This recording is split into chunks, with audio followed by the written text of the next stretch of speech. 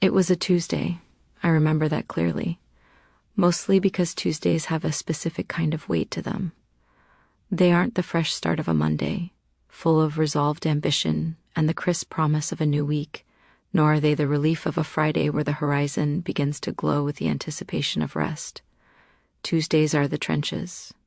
They are the days where the routine feels most like a heavy wool coat that you can quite shrug off, a reminder that the week is long and the world is demanding.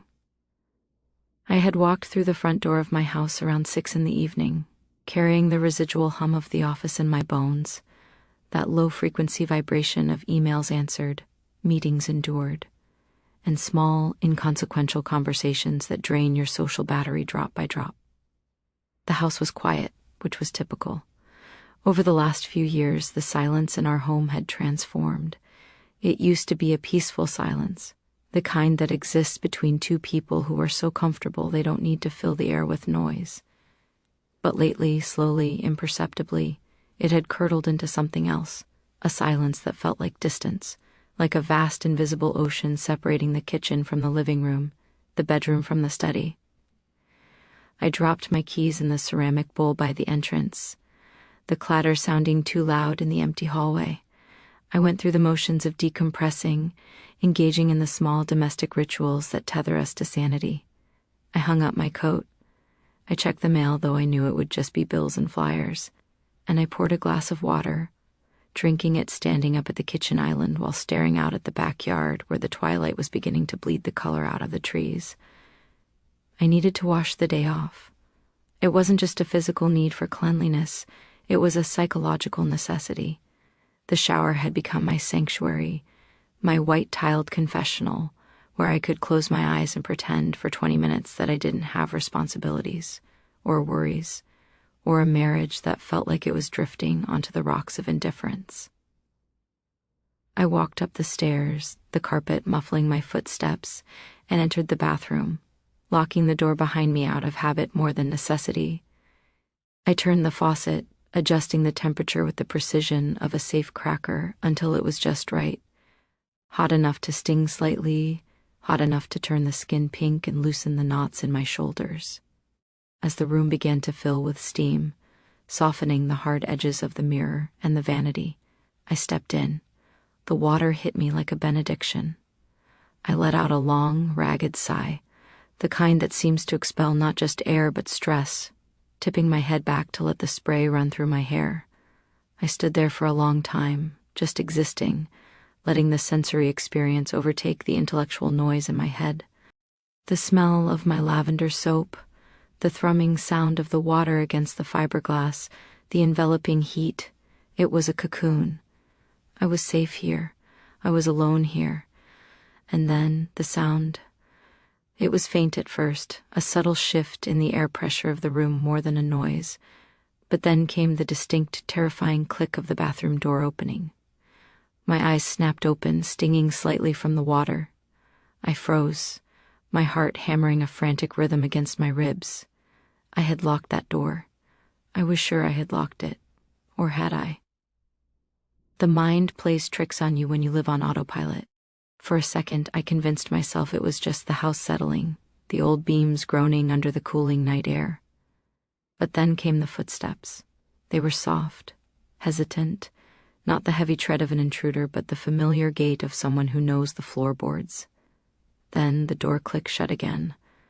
The silence that followed was heavier than the steam. I stood behind the curtain, the water still running, my hand hovering near the faucet, unsure whether to turn it off or keep it running as a shield. I felt exposed, not just physically but emotionally. This was my time, my space. "I'm sorry," a voice said. It was low, rough, as if it hadn't been used in hours. It was Julian. The sound of his voice, usually so familiar, felt alien in this context. Julian never came in here when I was showering. We had drawn those lines years ago, retreating into our separate corners of privacy as the intimacy between us faded into a polite roommateship. "I didn't mean to scare you," he continued, his voice closer now, right on the other side of the curtain. I clutched a washcloth to my chest, a ridiculous instinctive gesture of modesty. My pulse was still racing, but the fear was ebbing, replaced by a sudden, sharp confusion. "Julian," I called out, my voice competing with the spray of the shower. "I didn't know you were home." "I came in quietly," he said. I've been sitting in the bedroom for a while."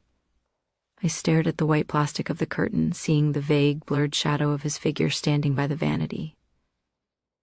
He wasn't moving. He was just standing there. 1,000 scenarios ran through my mind. Was something wrong? Did someone die? Was he leaving? In the landscape of our recent marriage, bad news seemed the most likely cargo for an interruption like this. I reached out and turned the water off. The sudden silence was jarring, the dripping of the shower head sounding like a ticking clock. I didn't open the curtain. I stood there dripping, shivering slightly despite the lingering heat. "Is everything okay?" I asked, trying to keep my voice steady, trying to project a calmness I didn't feel. There was a long pause. I could hear him breathing. I could hear the fabric of his clothes rustle as he shifted his weight. "No," he said finally. "No, it's not." My stomach dropped. This was it. This was the conversation I had been dreading. The one where we admitted that the silence had won, that we were too far apart to bridge the gap. I braced myself, gripping the edge of the soap dish. "I don't want to be downstairs anymore," he said, the words rushing out now, tumbling over each other. I sat there on the sofa, and the house felt so big, Alara. It felt so empty, even though all our things are in it. And then I heard the water running, and I realized you were up here, and I needed to be near you. I know that sounds pathetic. I know I'm intruding, but the thought of being in another room from you tonight made me feel like I couldn't breathe. The confession hung in the humid air, raw and startling. It wasn't what I expected. It wasn't a declaration of an end. It was a desperate plea for a beginning. Or perhaps a return. Julian, my stoic, reserved husband, who had spent the last 2 years burying himself in work and hobbies to avoid the widening chasm between us, was standing 3 feet away, admitting he was lonely, admitting he missed me.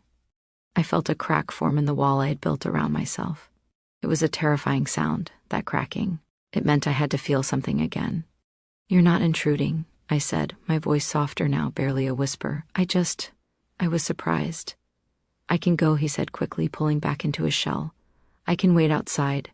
I just wanted to check to see you." I looked down at the water swirling around the drain. I had a choice. I could let him go. I could finish my shower, get dressed in the privacy of the bathroom, and meet him downstairs where we would resume our polite, distant roles. We would eat dinner, watch television, and go to sleep, and the safety of our disconnect would remain intact. Or I could do something different. I could step into the discomfort. I reached out and wrapped a towel around myself, tucking the end securely. I took a deep breath, the steam filling my lungs, and I pulled the curtain back. Julian was sitting on the closed toilet lid, his elbows on his knees, his head in his hands. He looked up when the curtain rings screeched across the rod. His eyes were red-rimmed, his tie loosened and hanging askew around his neck. He looked exhausted, stripped of his usual armor. When he saw me, he straightened up, looking almost like a teenager caught somewhere he shouldn't be. "Hi," he breathed. "Hi," I replied. We stared at each other for a moment, the air thick with steam and unsaid words. It was intimate in a way that felt almost scandalous, not because of the nudity or the setting, but because we were actually looking at each other, really looking. I saw the new lines etched around his eyes. I saw the gray that was conquering his temples, and he saw me, wet hair, no makeup, vulnerable and shivering. "Why tonight?" I asked, stepping out onto the bath mat. "What happened today?" He shook his head, running a hand through his hair. "Nothing happened, that's the point. It was just another day. I was driving home, stuck in traffic on the highway, watching the taillights in front of me, and I suddenly couldn't remember the last time we really talked. Not about the bills or the house repairs or the groceries, but talked. And I got terrified, Alara. I got terrified that one day I'd come home and you wouldn't be here, and I would have wasted all this time being distinct." He stood up then, hesitating, unsure of the rules of this new space we were inhabiting. I missed you, he said simply. The words hit me like a physical blow, crumbling the last of my defenses. I realized then how starved I had been for them. I had convinced myself I didn't need his attention, that I was independent and self-sufficient, but it was a lie. I was just lonely, masking it as strength. I'm here, I said. I haven't gone anywhere. I know, he stepped closer, the distance closing. But I feel like I haven't seen you. Can I just stay? I don't need anything. I just want to be in the same room. I nodded. You can stay. I turned to the mirror to wipe the fog away, and I saw him in the reflection, standing behind me. He wasn't looking at his phone. He wasn't looking at the door. He was watching me with a kind of reverence I hadn't felt in years. It wasn't sexual, though there was an undercurrent of that ancient pull. It was something deeper. It was the gaze of a man rediscovering something precious he thought he had lost. That night marked the shift. It wasn't a miraculous fix where suddenly everything was perfect. Life doesn't work like the movies. There was no montage of instant happiness. But the frequency of our house changed. The silence lost its sharp edges. In the days that followed, we moved around each other with a new awareness. It was in the small things. The next morning, he didn't just pour his coffee and leave. He poured 2 mugs and sat at the table, waiting for me to come down so we could drink them together. We didn't say much, just commented on the weather and the news. But the act of sitting together was a declaration. It was a flag planted in the ground. We are here, together. I found myself rushing home a little earlier, not to escape the office, but because I was curious about what the evening would hold. That dread of the empty routine began to dissipate. We started cooking together. Before, meal prep was a chore we traded off. Your night, my night. Now it became a collaborative dance. He would chop the vegetables while I seasoned the meat. We bumped hips at the counter. We reached for the salt at the same time, and their hands brushed, lingering for a second longer than necessary. There was a cautiousness to it, of course. We were both afraid of spooking this fragile new thing. We were tiptoeing around the ghost of our past apathy, afraid that one wrong move, one argument, one moment of neglect would send us sliding back into the cold. But the fear made us attentive. It made us kind. About 2 weeks after the shower incident, Julian came home with a nervous energy I hadn't seen since our first dates. He was wearing a suit that was sharper than his usual work attire, and he held a bouquet of lilies, my favorite, a detail I thought he had deleted from his memory banks years ago. Put on a dress, he said, standing in the entryway, looking breathless. What? I laughed, wiping my hands on a dish towel. Why, it's a Thursday.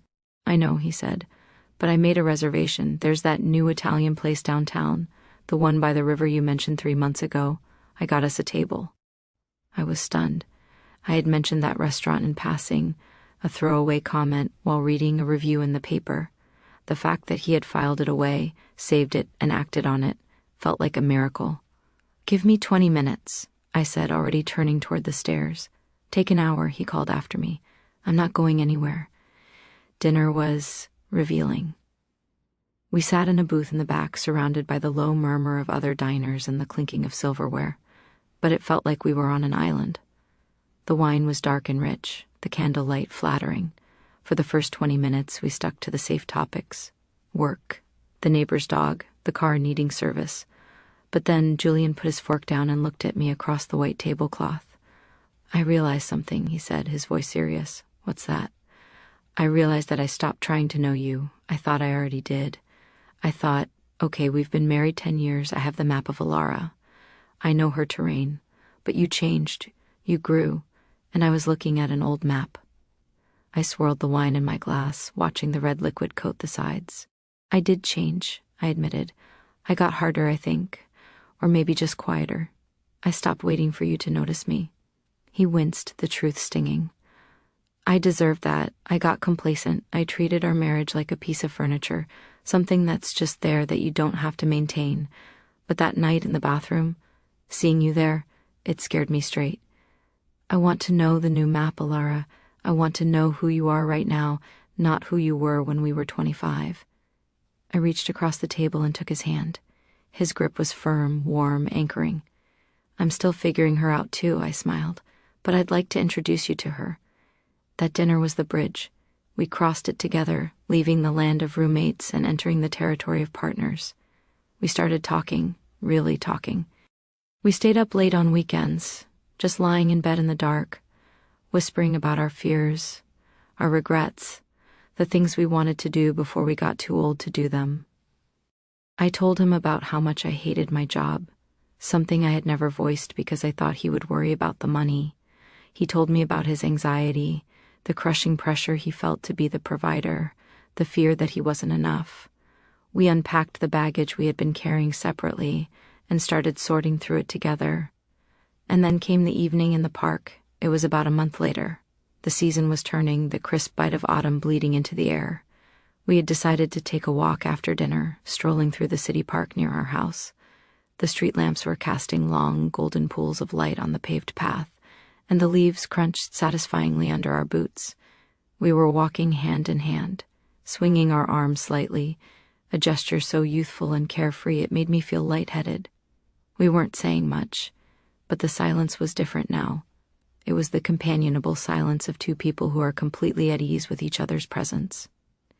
It was a silence that said, "I am with you, and that is enough." "You've been thinking a lot, haven't you?" Julian asked, breaking the quiet.